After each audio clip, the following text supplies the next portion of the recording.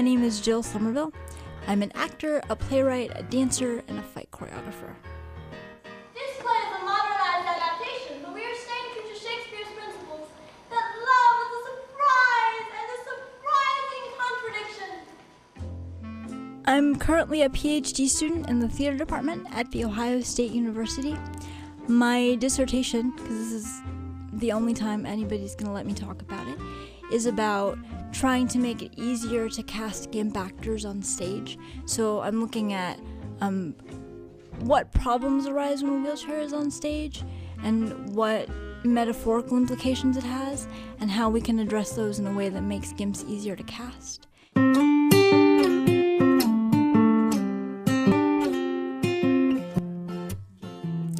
There are 3 reasons I use the term Gimp. One of them is because I feel, at least, that it's inherently comedic. The second is because it's politically incorrect. So I'm hoping that when you hear me use it, you'll realize that I'm comfortable with my disability, and hopefully, especially if you're a norm, you can let down your guard a little bit and you don't have to be careful around me and be worried that I'll be offended.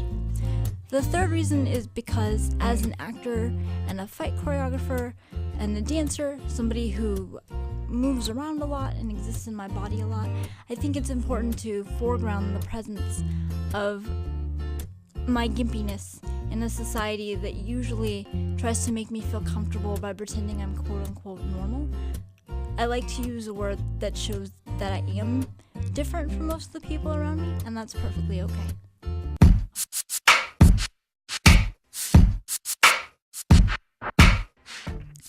Justin's book was written on a dare. I used to write a weekly disabilities etiquette column for my college. It was a question and answer column, and it often took a pretty satirical bent. One day, the people who were actually running the newspaper forgot to pass around my question box, and so I didn't have anything to write about. And my friend Justin said, well, you should write some of the worst questions you've ever been asked about gimpiness. And so I did that for one column, and then he said that's what he would like for his graduation present. So I wrote a whole collection of them, and if the book is ever published, it will be dedicated to him, and it will be entirely in his honor.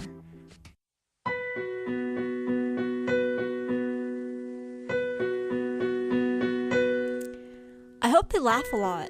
That would make me feel very gratified. What I would love to have happen is for Gimp norm relations to become less scary than they are now.